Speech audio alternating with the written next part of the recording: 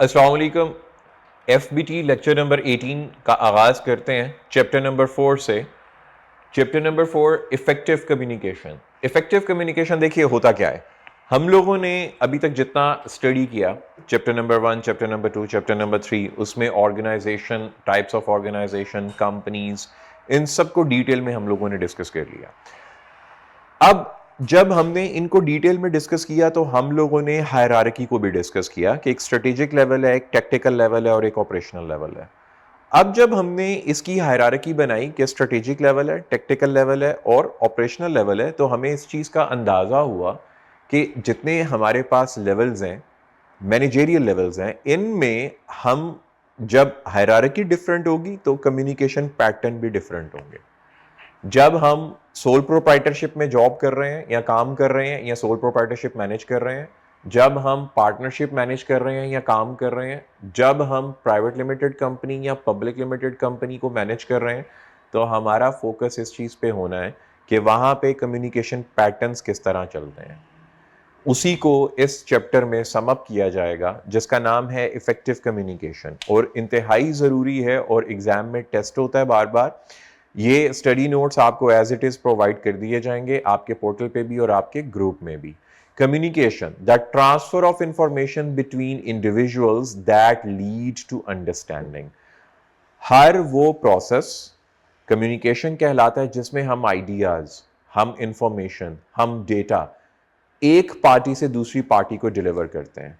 Effective communication, getting the required information to the person who needs it. Effective communication का मतलब ये हुआ कि जब हम डेटा, इंफॉर्मेशन, कोई फैक्ट्स, कोई भी फीलिंग, इमोशन ट्रांसफर कर रहे हैं, डिलीवर कर रहे हैं, वो इफेक्टिव तब होंगे जब हम right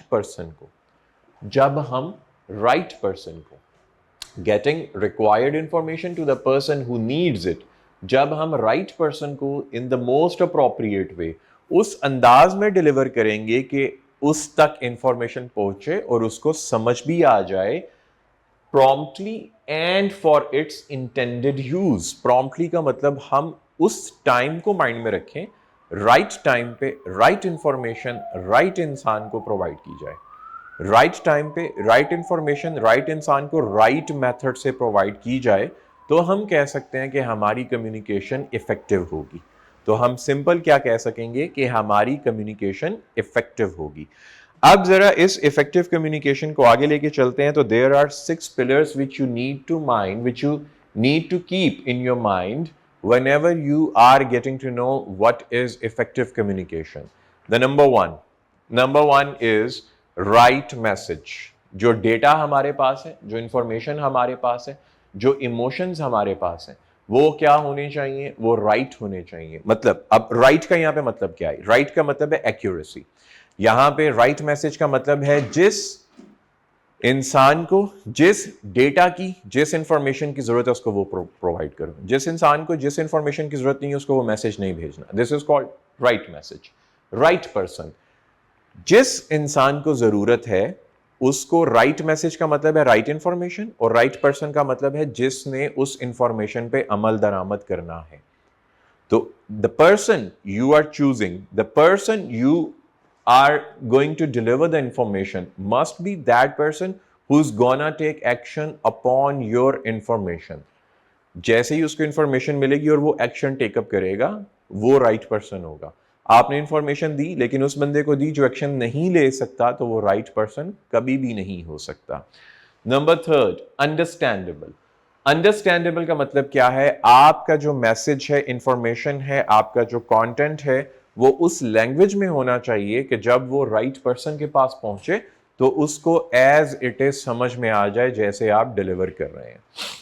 speed and timely. Speed and timely का मतलब है आप जो भी मीडियम चूज करते हैं, जैसे आपने लेटर लिखा, ईमेल लिखी, व्हाट्सएप आपने किया, आपने टेक्स्ट मैसेज किया, आपने वीडियो कॉल की, आपने वॉइस कॉल की, तो जो आपने मीडियम चूज किया, मीडियम का मतलब जिसके थ्रू मैसेज डिलीवर होगा, आपने जो चूज किया, वो टाइमली का मतलब है कि जब उस बंदे को इंफॉर्मेशन मिले और वो उसके ऊपर काम करना शुरू करे, वो टाइम आपके मुताबिक, उस बंदे के मुताबिक सफिशिएंट होना चाहिए।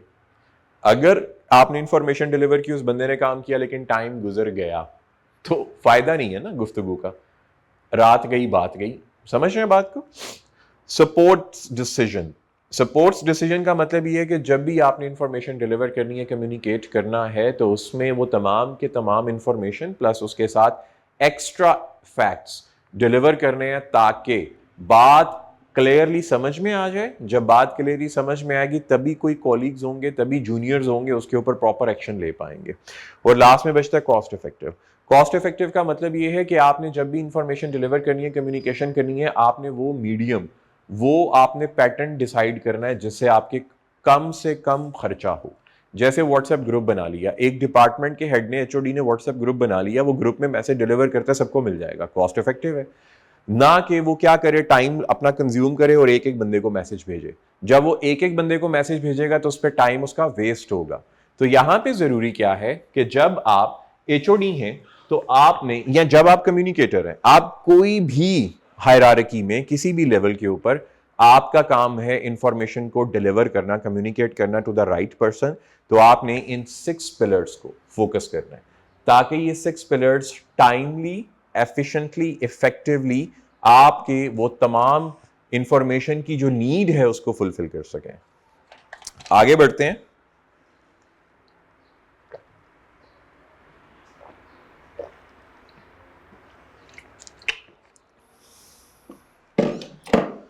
और आगे क्या है? Consequences of ineffective communication. जब हम कम्युनिकेट करते हैं लेकिन वो इनइफेक्टिव हो, हमने टाइम एंड स्पीड को मद्देनजर नहीं रखा, हमने राइट पर्सन को, राइट मैसेज को, राइट टोन को मद्देनजर नहीं रखा, कॉस्ट इफेक्टिवनेस को मद्देनजर नहीं रखा, तो हमारी कम्युनिकेशन पुअर और इनइफेक्टिव कम्युनिकेशन में बदल जाएगी। तो यहां पे क्या होगा? सबसे पहला जो हमें ड्रॉबैक मिलेगा, यहां पे सबसे पहला जो हमें सेटबैक मिलेगा वो पुअर डिसीजन मेकिंग होगी, क्योंकि रॉन्ग इंफॉर्मेशन रॉन्ग टाइम पे रॉन्ग पर्सन को जब इंफॉर्मेशन मिलेगी तो वो डिसीजन ही नहीं ले पाएगा। तो रॉन्ग और incomplete information leads to inefficiency and failure to meet objectives. तो जाहिर सी बात है, जिस बंदे ने डिसीजन लेना था उसको टाइम पे डिलीवरी नहीं हुई इंफॉर्मेशन, तो वो क्या ही डिसीजन लेगा। Number 2, information not reaching subordinates.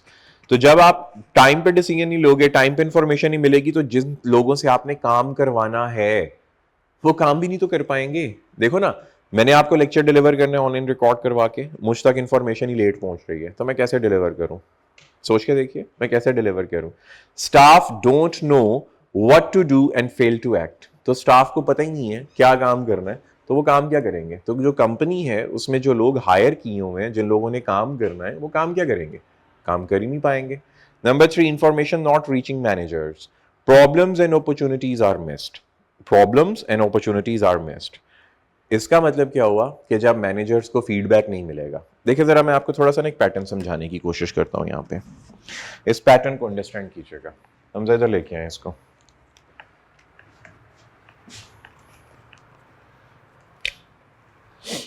ये हमारे पास हायरार्की है,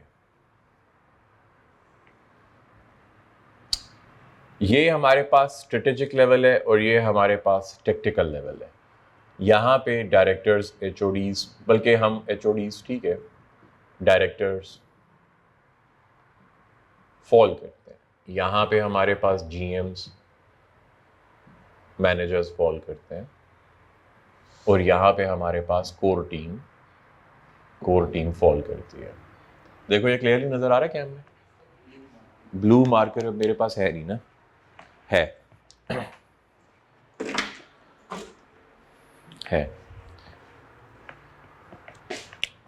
इसको हम स्ट्रेटेजिक लेवल कहते हैं, इसको हम टेक्टिकल लेवल कहते हैं, और इसको हम ऑपरेशन लेवल कहते हैं। तो जरा बात को गौर से समझें। अभी मैं आपको क्या करवाने जा रहा हूं? मैं अभी आपको फ्लो ऑफ इंफॉर्मेशन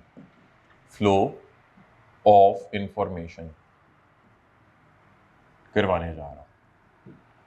अब ये फ्लो ऑफ इंफॉर्मेशन का मतलब क्या है? तो देखिए, जो डिसीजन मेकिंग होती है वो हमेशा टॉप टीयर से होती है, हमेशा टॉप टीयर से होती है। ये लोग डिसीजन लेते हैं, ये लोग स्ट्रेटेजी बनाते हैं, प्लान करते हैं, गोल सेट करते हैं, ऑब्जेक्टिव डिजाइन करते हैं और डाउनवर्ड डिलीवर कर देते हैं। डाउनवर्ड डिलीवर कर देते हैं। स्ट्रेटेजिक लेवल से इंफॉर्मेशन चलती चलती चलती टेक्टिकल लेवल पे आती है, टेक्टिकल लेवल से वो फर्दर स्मॉल ऑब्जेक्टिव्स में, स्मॉल स्टेप्स में उसको ब्रेक डाउन किया जाता है और वो कहाँ पे डिलीवर कर दी जाती है, ऑपरेशन लेवल पे। इसका मतलब ऑर्डर यहां से आएगा, हमेशा ऑर्डर टॉप टीयर से आएगा और ऑर्डर डाउनवर्ड फ्लो करेगा, ऑर्डर हमेशा डाउनवर्ड फ्लो करेगा, हमेशा हमेशा। अब होगा क्या, इस ऑर्डर को जब फुलफिल किया जाएगा तो ऑपरेशन फुलफिल करके अपने टारगेट्स टेक्टिकल को बताएगा, टेक्टिकल अपने टारगेट्स फुलफिल करके स्ट्रेटेजिक लेवल को बताएगा। इसका मतलब अपवर्ड जो मूवमेंट होगी, अपवर्ड मूवमेंट होगी जो, वो हमेशा फीडबैक होगा, हमेशा फीडबैक होगा कि सर आपने जो हमें काम दिया था हमने कर लिया, या वो रिक्वेस्ट होगी, किसी भी किस्म की रिक्वेस्ट हो सकती है, कोई रिसोर्सेज के बारे में रिक्वेस्ट हो सकती है, किसी पर्टिकुलर इंफॉर्मेशन के बारे में रिक्वेस्ट हो सकती है, सैलरी के बारे में रिक्वेस्ट हो सकती है, holidays, paid holidays, non paid holidays के बारे में रिक्वेस्ट हो सकती है, कोई भी प्रॉब्लम की डिस्कशन के लिए रिक्वेस्ट हो सकती है। तो यहाँ पे रिक्वेस्ट और फीडबैक के अलावा अपवर्ड जो मूवमेंट है कम्युनिकेशन की वो नहीं हो सकती।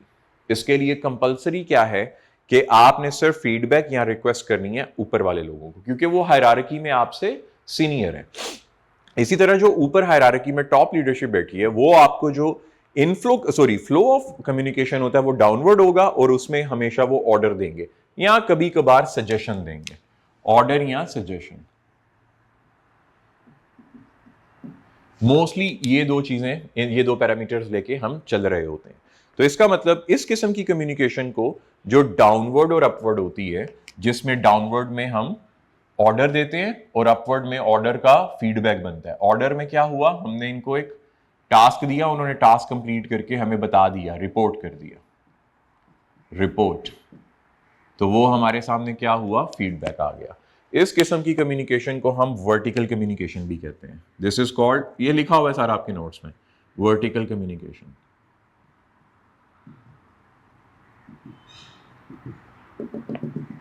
इसको वर्टिकल कम्युनिकेशन कहा जाता है।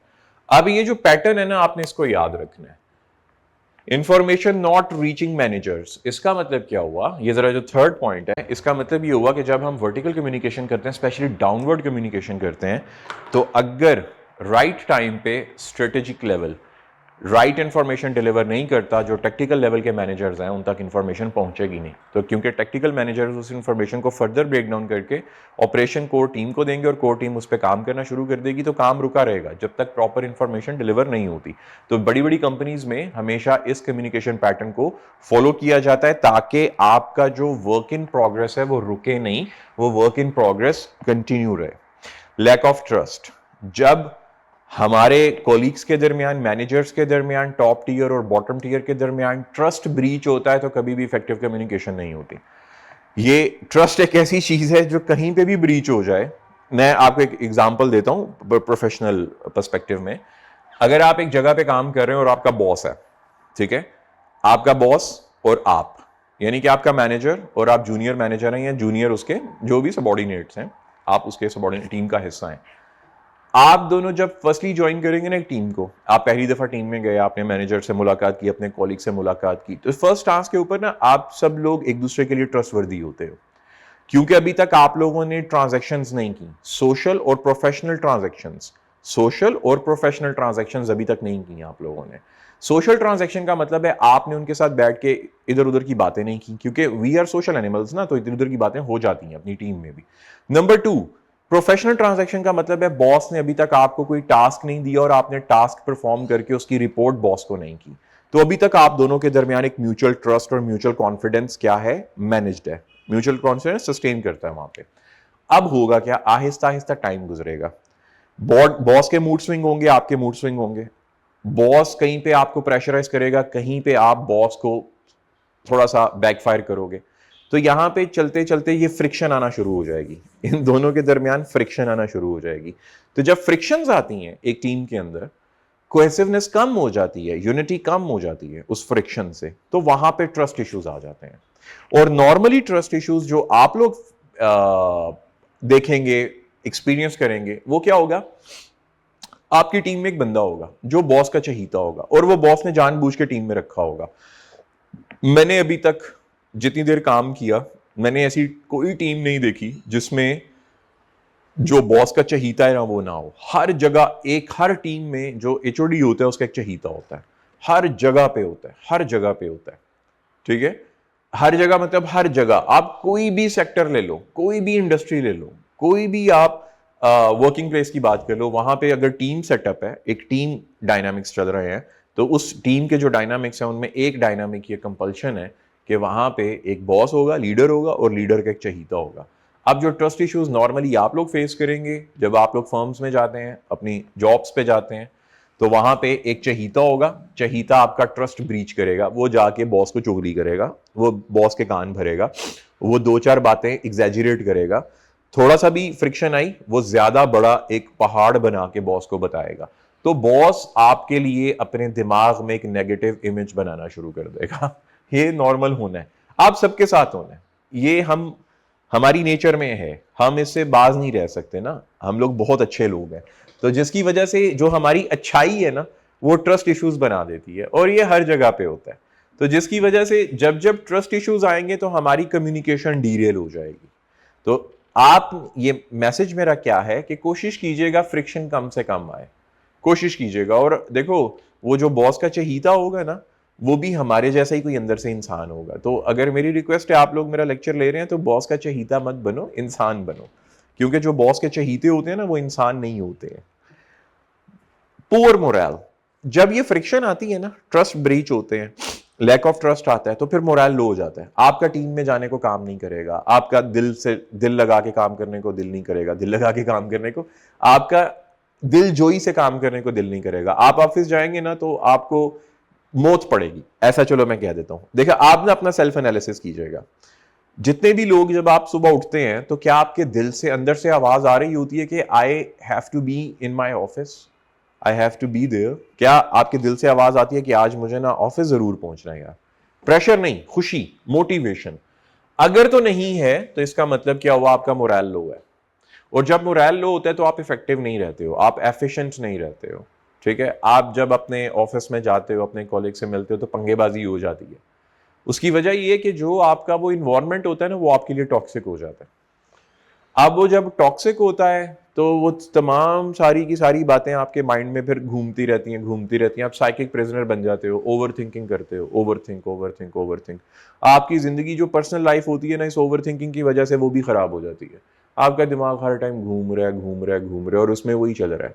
ये दो वजह से हो रहा है, एक तो वो फ्रिक्शन जो ट्रस्ट वाले इशू बना दिए, ट्रस्ट इशू आ गया, दूसरा आपका मोरल लो हो गया। क्योंकि अब आपको ना ये आपके सबकॉन्शियस में ये चीज इनकलकेट हो गई है कि यार बॉस ने हमें सिर्फ यूज करने के लिए रखा हुआ है, हम बॉस के लिए ना ऑब्जेक्ट्स हैं। ठीक है, बॉस हमें ऑब्जेक्टिफाई करता है कि जब हम उसके इस्तेमाल के लिए नहीं रहेंगे वो हमें किक आउट कर देगा, और ये रियलिटी है।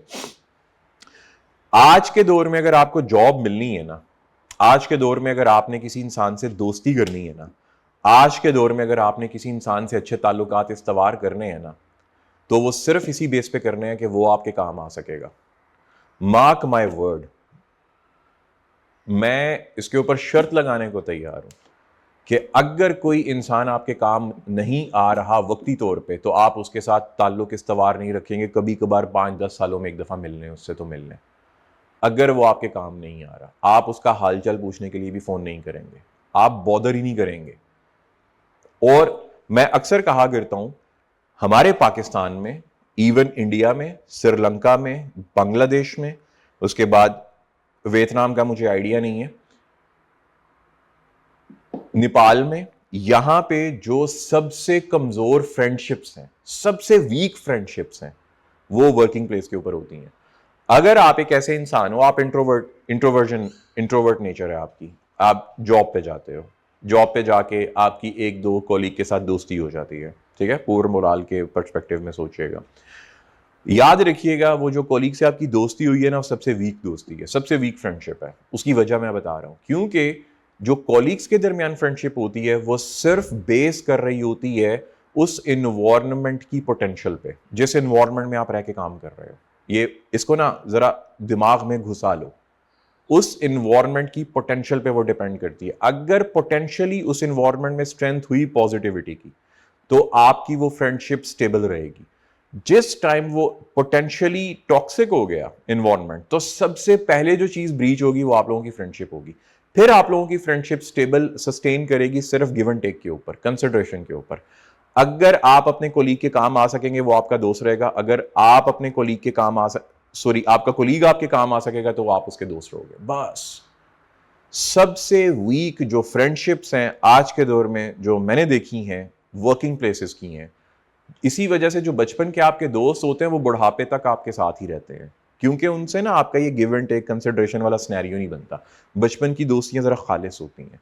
तो वर्किंग प्लेस पे जाके जितने भी आपके दोस्त बनेंगे ना वो सिर्फ काम के लिए होंगे। ये आप लोगों ने ना अपने दिमाग में घुसा लेना है। और क्योंकि वहां पे जो कम्युनिकेशन है वो इनइफेक्टिव होगी। इनइफेक्टिव इस वजह से होगी, वहां पे मोरल लो होंगे, वहां पे सिर्फ हम एक दूसरे के अपने स्टेक्स को बचा रहे होंगे। जितना मेरा स्टेक है मैं अपनी स्टेक को प्रोटेक्ट करूंगा, जिसकी वजह से बस मैं उस मेरे स्टेक की प्रोटेक्शन के लिए जिससे मुझे दोस्ती रखनी है मैं उसके साथ दोस्ती रखूंगा। बस full stop. No sense of purpose. No sense of purpose का मतलब क्या है? जब कम्युनिकेशन डीरेल होती है, ट्रस्ट इश्यूज आते हैं, मोरल लो होता है, तो आपको अपना पर्पस ही समझ नहीं आता एज एन एम्प्लॉय मैं क्या वैल्यू ऐड करूं। आपको बस ये होता है काम पे जाऊं, काम पे जाके मौज मस्ती करूं, पैसे पकड़ूं, वापस आ जाऊं। मौज मस्ती का मतलब जिस काम के लिए मुझे रखा है वो काम करूं और वापस आ जाऊं, सिंपल। मेरा और कोई मकसद ही नहीं रहा। और लास्ट पे है lack of coordination. Lack of coordination का मतलब है जब एक डिपार्टमेंट में, एक टीम में मोरल लो हो गया, जितने भी उसके वो थे, क्या कहते हैं उसको, पैरामीटर्स थे, वो ब्रीच हो गए लैक ऑफ ट्रस्ट की वजह से। तो होगा क्या? वो टीम डिमोटिवेट होगी, जिसकी वजह से दूसरे डिपार्टमेंट के साथ उसकी कोलैबोरेशन, उसकी कोऑर्डिनेशन वीक हो जाएगी। क्योंकि देखो एक कंपनी है, कंपनी में जो ये डिपार्टमेंट्स आपको नजर आ रहे हैं, ये वाले डिपार्टमेंट्स आपको नजर आ रहे हैं, ये लेवल्स आपको नजर आ रहे हैं, हर लेवल के ऊपर डिफरेंट डिपार्टमेंट्स हैं। ये डिपार्टमेंट्स तभी काम कर सकेंगे अगर उनमें क्या होगी? कोलैबोरेशन होगी, उनमें क्या होगी? हार्मनी होगी। जैसे कि ऑपरेशंस में 2 डिपार्टमेंट हैं, 1 2, ये एडमिन डिपार्टमेंट है जिसने मशीन्स को मैनेज करके रखना है, ये ऑपरेशन डिपार्टमेंट है जिसने डायरेक्ट मैन्युफैक्चरिंग करनी है। जब तक इन दोनों में बेटर कम्युनिकेशन रहेगी ये काम करते रहेंगे आपस में। ये मैन्युफैक्चरिंग कर रहे हैं ऑपरेशन वाले, मशीन खराब हुई, फौरन एडमिन वालों ने उसको फिक्स कर दिया। एडमिन वालों को किसी चीज के, किसी मशीन को फिक्स करने में टाइम लगता है, ये ऑपरेशन वालों को बताएंगे, उस दिन ऑपरेशन वाले उस मशीन को छोड़ के किसी और मशीन को यूटिलाइज करना शुरू कर देंगे, तो स्मूथली काम चलता रहेगा। अब ये दोनों डिपार्टमेंट लो मोरल का शिकार हो गए। डाउनवर्ड एरर मतलब इनके मोरल लो हो गए। तो जब ये लो मोरल का शिकार हुए तो आपस में इनकी कोऑर्डिनेशन ब्रेक होगी। एक बंदा कहेगा मैं क्यों काम करूं, मैं बाप हूं इस कंपनी का, सारी जिम्मेदारी मुझ पे है, वो करे जाके। दूसरा कहेगा भाई मैं क्यों काम करूं, हमजा इसको इधर लेके आओ। दूसरा कहेगा मैं क्यों काम करूं भाई, ये सारी कंपनी क्या मैंने सर पे उठाई हुई है। अब ये चलता रहेगा, अब ये सीन चलता रहेगा, तो जिसकी वजह से कोई भी इंसान फिर दिलजोई से काम नहीं करेगा। ये सब डिपेंड करता है कम्युनिकेशन के ऊपर, ये सब कुछ डिपेंड करता है कम्युनिकेशन के ऊपर। कम्युनिकेशन इज अ की ऑफ सक्सेस, ये बात याद रखिएगा। Communication is the key of success. ये जो मैंने सेंटेंस बोला है इसको अपने दिमाग में घुसा लो। आगे बढ़ते हैं जी। फॉर्मल वर्सेस इनफॉर्मल कम्युनिकेशन, बड़ी सिंपल सी बात है। इनफॉर्मल कम्युनिकेशन का मतलब जैसे आप अपने दोस्तों के साथ, अपने अजीजों कारब के साथ, बहन भाइयों के साथ गुफ्तगू शनीद करते हैं, वो इनफॉर्मल होती है, जिसमें हम काम की बात नहीं करते। इसको उठा के आप वर्किंग प्लेस पे ले आओ जिसमें सारी फॉर्मेलिटी शामिल है, आप काम की बात करोगे, काम की बात के अलावा कोई बात नहीं करोगे, this is called informal communication. तो इसकी डायरेक्शन जो है वो बड़ी स्ट्रेट है। जो फॉर्मल कम्युनिकेशन है उसकी डायरेक्शन अपवर्ड डाउनवर्ड है, सिंपल, अपवर्ड डाउनवर्ड, जिसको हम स्केलर चेन कहेंगे। जिसको हम क्या कहेंगे? Scalar chain. जैसे ये लिखा हुआ है स्केलर चेन, ये अपवर्ड भी होगी, डाउनवर्ड भी होगी। लेकिन जो इनफॉर्मल कम्युनिकेशन है उसकी कोई लाइन ऑफ अथॉरिटी नहीं है, किससे मर्जी बात कर लो। सीईओ गाड़ी निकला, गाड़ी में जा रहे हैं, सामने गार्ड आ गया, सर जी अस्सलाम वालेकुम, सर जी की हाल है, ठीक ठाक हो सर जी, दुआ करो साडे वास्ते, सर जी बड़ियां दुआवां तुहाडे वास्ते, सर बड़ी मेहरबानी सर, सानू याद रखिए जी, अल्लाह हाफिज सर जी। तो गार्ड ने सलाम कर दिया उसको, वो चला गया। अब ये जो मेरी सीईओ से गुफ्तगू हुई, ठीक है, ये इनफॉर्मल है। मैनेजर जा रहा है, जूनियर मैनेजर, सर क्या हाल है सर, कल मैंने आपको भाभी के साथ शॉपिंग मॉल में देखा सर, माशाल्लाह बहुत प्यारे लग रहे थे आप दोनों, अल्लाह पाक आप लोगों की जोड़ी सलामत रखे, सर मेरे लायक कोई हुक्म हुआ तो बताइएगा। चापलूसी कर रहा हूँ ना, ठीक है, एमी। और मुझे जब एहसास हुआ कि दोनों की जोड़ी बकवास है, ठीक है, और स्पेशली भाभी बहुत खूबसूरत है और सर हमारे बकवास हैं, या हमारे सर बहुत खूबसूरत हैं, भाभी कहना नहीं चाहिए भाभी एवरेज लुकिंग है, मैंने तो चापलूसी करनी है, सही है, समझ आ गई बात की। अब ये इनफॉर्मल है, मुझे क्या जरूरत है भाई, अगर मैंने देख लिया तो उन दोनों को डिस्कस करूं, अगर शॉपिंग मॉल में देख लिया ठीक है भाई, सारी शॉपिंग करने आए थे, क्या फर्क पड़ता है। इस किस्म की गुफ्तगू इनफॉर्मल होगी, जिसमें कोई लाइन ऑफ अथॉरिटी नहीं है और कोई डायरेक्शन नहीं है। पर्पस, हमेशा जो फॉर्मल कम्युनिकेशन है वो पर्पस बेस्ड होगी, हमेशा फॉर्मल कम्युनिकेशन पर्पस बेस्ड होगी, काम की बात होगी, इधर उधर की कोई बात नहीं होगी। लेकिन जो इनफॉर्मल है उसका पर्पस क्या होगा, ये क्विक होगी, आपने अपना दिल हल्का करना है, इधर उधर की बातें करनी है, बैठ के आपस में चाय पीनी है, टाइम इंजॉय करना है, उसको हम इनफॉर्मल कहेंगे। मैथड क्या है, फॉर्मल कम्युनिकेशन के सिंपल मेथड हैं कि इसमें रिपोर्ट्स बनती हैं, इसमें ईमेल्स होती हैं, फाइल्स बनती हैं, मीटिंग्स होती हैं, एजेंडाज होते हैं, उनको डिस्कस किया जाता है। लेकिन जो इनफॉर्मल है भैया उसका कोई चक्कर नहीं है, आप व्हाट्सएप पे मैसेज करो, और सुना भाई की हाल है, वॉइस मैसेज कर, कॉल कर लो, वॉइस मैसेज भेज दो, भाई तो सानू भुल ही गए हो, इसके कोई भी बातें करते रहो। कंट्रोल, जो फॉर्मल कम्युनिकेशन है वो मैनेजमेंट के कंट्रोल, स्ट्रिक्ट कंट्रोल में होगी। क्यों? क्योंकि जो मैनेजमेंट है, मैनेजमेंट के लेटर हेड्स होते हैं, लेटर हेड मतलब उनके पेपर होते हैं छपे हुए, स्टेशनरी, उसके ऊपर जो भी चीज लिखी जाएगी वो लीगल बाइंडिंग रखती है। मैनेजर जो भी जूनियर को कहेगा वो लीगली बाइंडिंग रखता है। तो जो फॉर्मल कम्युनिकेशन होती है उसमें लीगैलिटी ज्यादा होती है, इनफॉर्मल में कोई लीगैलिटी नहीं है, तो मैनेजमेंट उसको कंट्रोल नहीं करती, क्योंकि उसके कोई रिपरकशंस नहीं है, उसके कोई आफ्टर शॉक्स नहीं है। ठीक है, आपने किसी ने किसी को कोई भी प्रॉमिस करके तोड़ दो, कोई मसला नहीं है। जॉब पे कोई प्रॉमिस करके मैनेजर अपने जूनियर को ब्रीच कर दे तो कोर्ट ऑफ लॉ में फिर इंक्वायरी शुरू हो जाती है। स्पीड, हमेशा फॉर्मल कम्युनिकेशन स्पीडी नहीं होगी, स्लो होगी, क्योंकि इसमें प्रॉपर प्रोसीजर्स को फॉलो किया जाएगा, प्रॉपर हायरार्की को फॉलो किया जाएगा। लेकिन जो इनफॉर्मल कम्युनिकेशन है वो स्विफ्ट होती है, ऐसे आप जैसे मर्जी जाके जो मर्जी बात कर लो, अगर वो बंदा अलाउ करता है तो मजाक मजूक जो मर्जी करते रहो, चुगली कर लो, एक दूसरे की बात मान लो, ठीक है। कंटेंट, हमेशा जो फॉर्मल कम्युनिकेशन है उसका कंटेंट रिलायबल होगा, कॉम्प्रिहेंसिव होगा, इजी टू अंडरस्टैंड होगा, विद ऑल रिलेटेड इंफॉर्मेशन होगा। लेकिन जो इनफॉर्मल कम्युनिकेशन है उसमें अक्सर रूमर्स होती हैं, कैन बी एक्यूरेट और कैन नॉट बी एक्यूरेट, उसमें चुगलियां होती हैं, उसमें एक दूसरे पे तोहमत लगाना भी होती है, ये सब चीजें उसमें आती हैं। अभी तक इस लेक्चर में मैं सिर्फ इतना ही करवाऊंगा आपको। अभी हमने इसमें 3 टॉपिक्स को डिस्कस किया। Number 1 what is communication, number 2 the drawbacks of effective communication या ineffective communication, the drawbacks of ineffective communication, number 3 formal versus informal communication. Exam tip आपने खुद करनी है, ये डायरेक्शन मैंने बताने की कोशिश की, डायरेक्शन मैंने वहां पे आपको समझाने की कोशिश की जिसमें वर्टिकल डायरेक्शन मैंने बताई। कल इंशाल्लाह नेक्स्ट लेक्चर में हम हॉरिजॉन्टल और डायगोनल को भी डिस्कस करेंगे।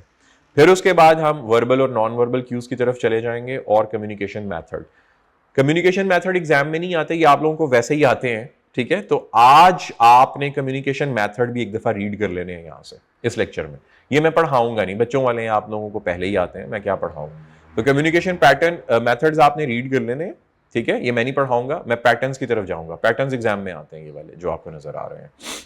तो आज का होमवर्क सिंपल है कि formal versus informal, drawbacks of ineffective communication, what is effective or communication and ineffective communication, vertical communication, उसके बाद these are the methods of communication। ये आज के होमवर्क में है जो आपने रिवाइज करना है। अपनी दुआ में याद रखिएगा। अल्लाह हाफिज।